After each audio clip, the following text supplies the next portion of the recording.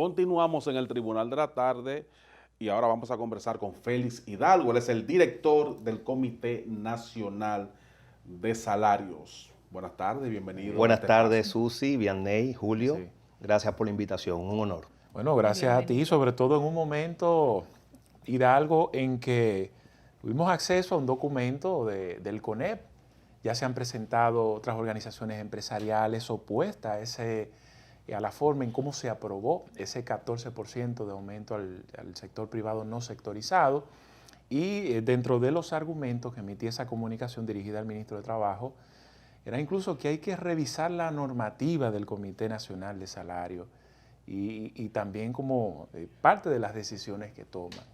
Quisiéramos escuchar tu versión sobre el tema. Es un derecho que tienen los sectores de plantear sus posiciones. Sin embargo, hay que decir que nosotros como Comité Nacional de Salarios tuvimos 10 sesiones ya, desde el mes de febrero hasta la fecha, tratando de buscar un consenso entre las partes. Y ustedes saben que por el Código Laboral tenemos un mandato de revisar los salarios cada 2 años. Ese mandato establecía que en mayo, recién pasado, debíamos ya de tener una nueva tarifa.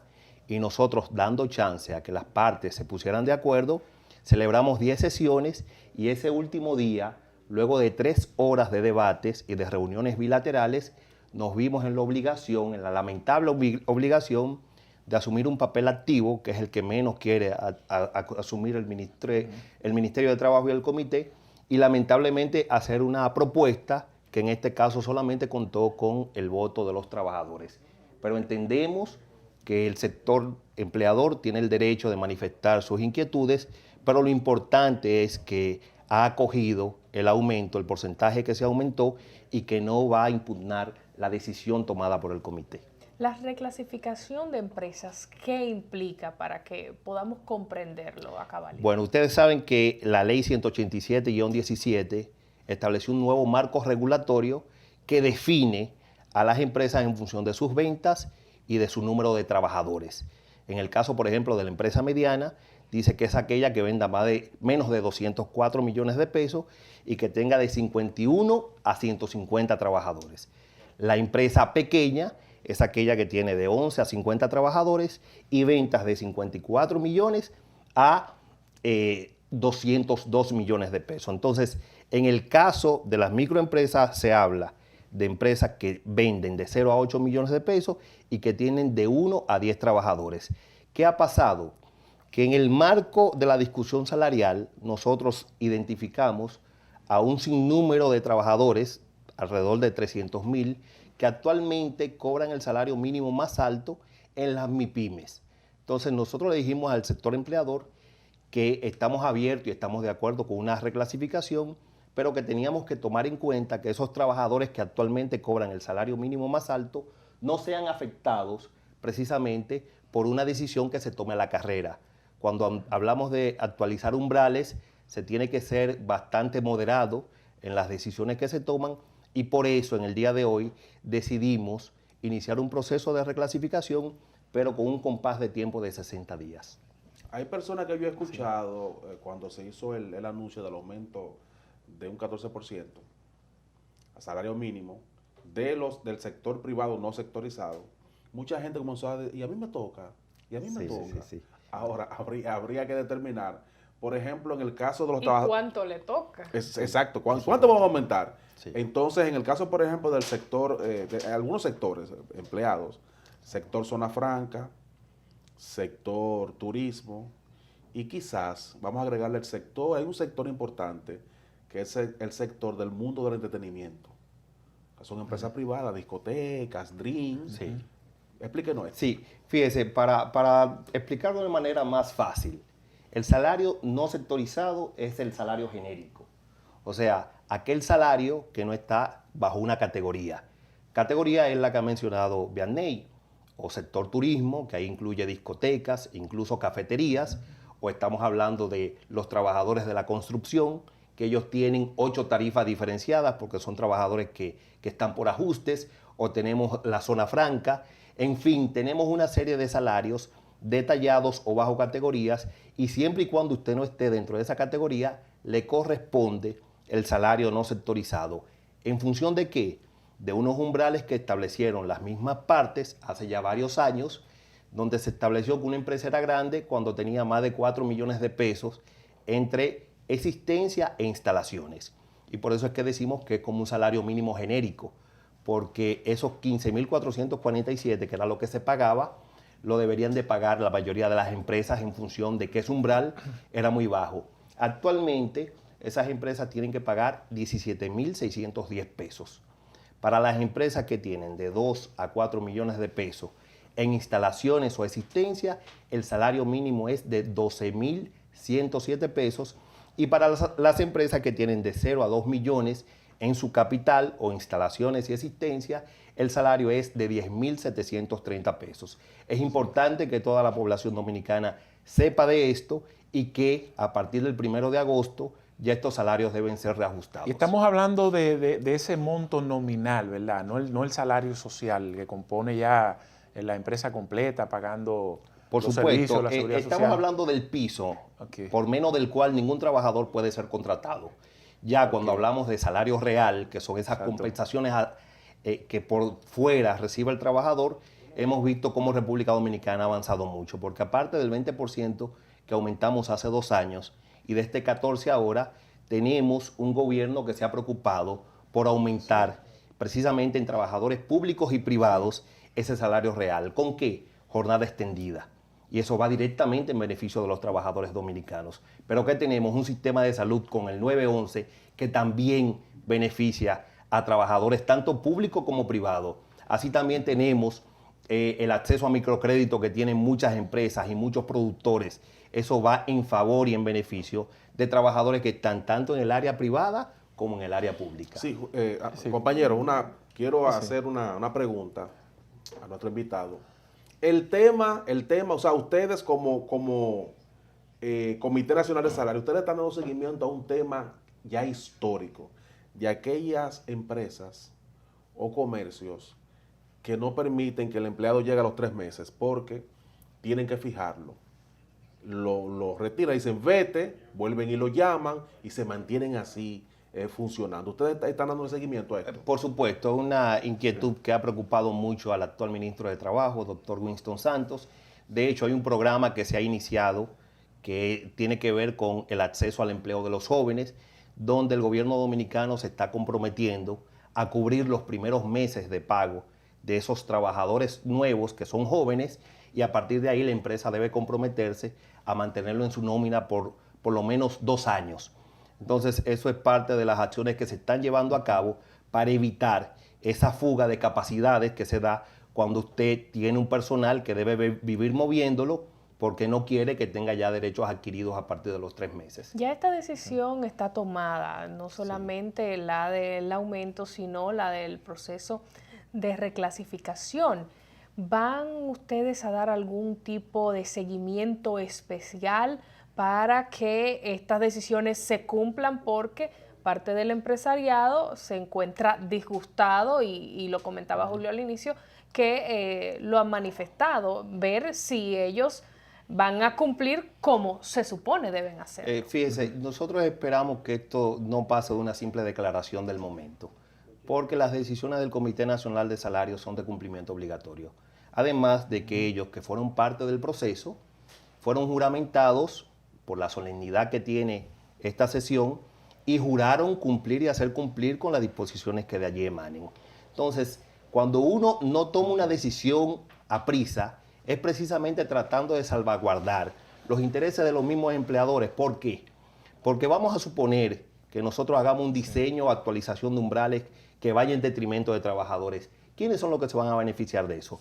Los abogados que andan por ahí, incluso oyendo que hay empleadores que dicen que no van a aumentar salarios para luego querer resolver esto en un tribunal. Y a nosotros nos parece muy cuesta arriba anunciar públicamente esto, porque eso pone incluso a las empresas a merced de muchos abogados inescrupulosos que quieren pescar en río revuelto. Sí. Para mayor claridad de nuestra teleaudiencia, si el Comité Nacional de Salario toma la decisión, por ejemplo, la que tomó de un aumento del 14% del salario mínimo, eso tiene facultad, legitimidad, a pesar de que haya uno de los sectores que esté en contra de esa decisión. Por supuesto, el Código de Trabajo Sí. establece claramente cómo se toman las decisiones allá. Nosotros, atendiendo una naturaleza tripartita, siempre damos la oportunidad de que sean las partes los protagonistas de esto, porque queremos tener legitimidad cuando tomamos la decisión. Hay otros países que es el Poder Ejecutivo que aumenta los salarios por decreto, y les repito, en esta ocasión nosotros hicimos un ejercicio de 10 sesiones, como Claro. nunca antes había hecho el Comité Nacional de Salarios, y aún así las partes no pudieron ponerse de acuerdo. Y entonces nosotros, con una fecha fatal que establecía una revisión salarial, Sí. priorizamos la obligación de revisar salarios, que era una alta expectativa esperada por todo el pueblo dominicano, y también complacimos a los empleadores porque iniciamos el proceso de reclasificación. No Y solo antes de las pasar 10 con mi compañero, sesiones. ¿tienen ustedes un estimado de la población trabajadora que se va a beneficiar con este anuncio? Por supuesto, estamos hablando porque el salario mínimo se busca que tenga un efecto dominó. Se supone que si tú aumentas los salarios mínimos, quien queda por encima de ti, tu supervisor, en el caso de que tú seas un trabajador, por ejemplo, del área de limpieza, tu supervisor debe verse impactado porque tú te vas a acercar al salario que el subsiguiente. Entonces, lo que quiere siempre el Comité de Salarios es que estos aumentos tengan un impacto en toda la masa de trabajadores privados. Y estamos hablando ahí de 2.3 millones de trabajadores que aproximadamente van a beneficiarse con el tema del aumento salarial no sectorizado. Es lo que esperamos. Esto quiere decir que aumentaría solamente este salario mínimo, pero eventualmente los puestos superiores tendrían que aumentar Sí, también. ese es el fin y eso es lo que busca siempre el Comité Nacional de Salarios y el gobierno. Sí. O sea, que a nivel, con efecto cascada, este beneficio que reciben esos trabajadores de salario mínimo también pueda ser subsiguientemente también afectado las escalas superiores. Es de la competencia del Comité Nacional de Salarios revisar el tema de los horarios, porque, por ejemplo, Susi Aquino y yo tenemos un sueldo mínimo. Susi trabaja en X empresa, en la empresa X y yo en la empresa Y. Ahora, No se nota, ¿no? No, pero sí. ahora, ¿qué pasa? Usted habla de salario mínimo para No, usted, pero no mire, me haga de Ahora, eso, ¿qué ¿no? pasa? Susi trabaja 8 horas con el salario mínimo, pero yo trabajo con el salario mínimo 10 horas.